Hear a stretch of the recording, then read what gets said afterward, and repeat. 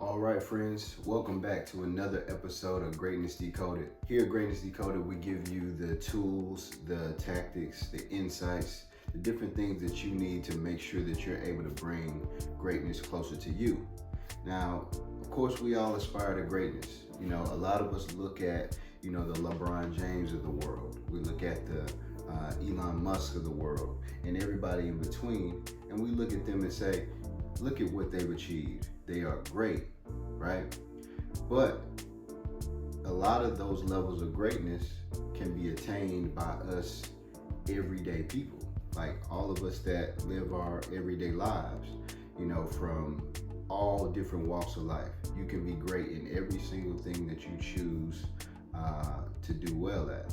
And in order to do that, you just have to, equip yourself with the things that you need to be able to facilitate that process. So that's what we're here for. That's what we're here for at Greatness Decoded. We want to help arm you with all of the knowledge, everything that you need to be able to jump out of your comfort zone and decide to make some lasting change for yourself and for the people that are around you. Because greatness is absolutely contagious. Once you start aspiring to a higher plane for yourself, it'll help you to elevate others that are around you as well.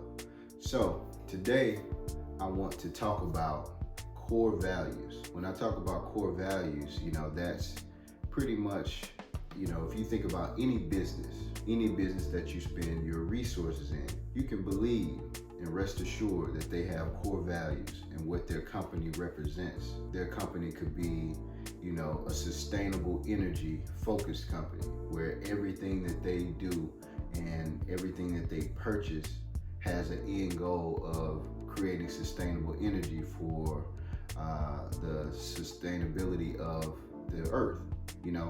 That's a core value, that's a mission, right? At the same time, us as individuals, we should have core values.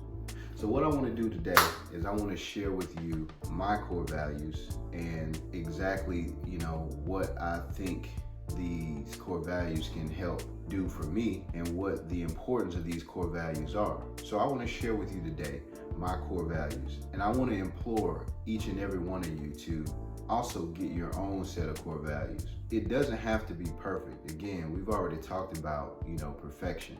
You don't have to sit down and, think about this for weeks. What are my core values going to be? You just need to start. And when you start that process of finding your core values, it's going to help give you an anchor.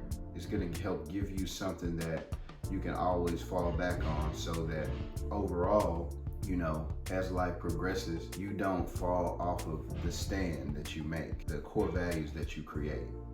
You're able to have an anchor that you can pivot from in any circumstance. So let's get into core values. Core value number one, to give disciplined effort to mastery. So my first core value of giving disciplined effort to mastery is simple in nature, but I really just want to make sure that I am disciplined in the effort that I put in. I give consistent effort towards, the attainment of goals.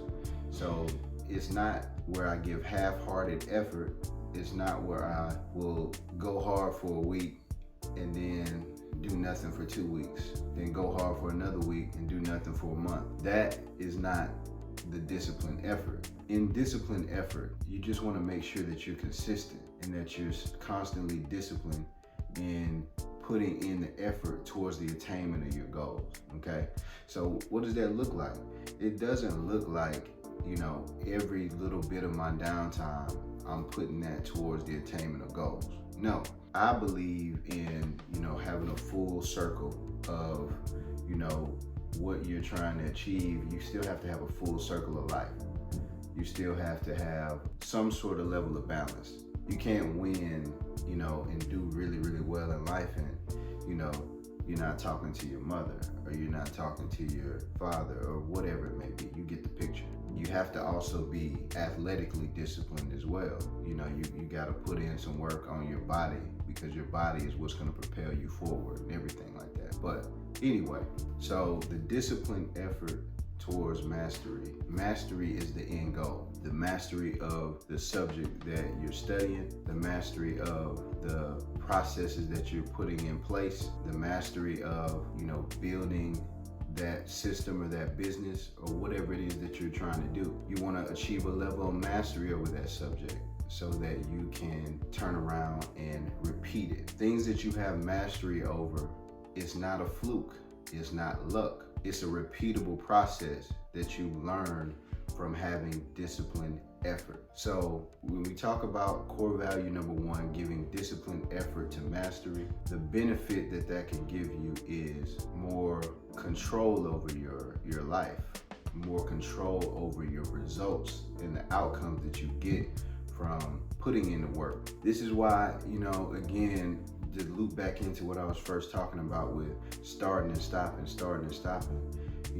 that's the quickest way to burn out, and that's the quickest way to just giving up altogether, But the slow, disciplined effort, towards the mastery is what'll get you there. You can start off with 5 minutes, committing yourself to 5 minutes every day or every week on the topic that you're looking for. 5 minutes is a very small commitment, right? But it will slowly add up over time, because if you take that 5 minutes and you stack it to 10 the next week, you stack it to 20 the next, next thing you know, you're an hour, and you just keep building from there based off of your level of comfort, your level of, how you can execute based off your schedule. But you keep building, and eventually you'll start to build that discipline, and you'll have disciplined effort towards the mastery of the topic that you're working on. So I'm Marcus here at Greatness Decoded. Talk to me in the comments. Tell me about the core values that you have. I'd love to hear about it. So I'm Marcus signing off. Greatness Decoded.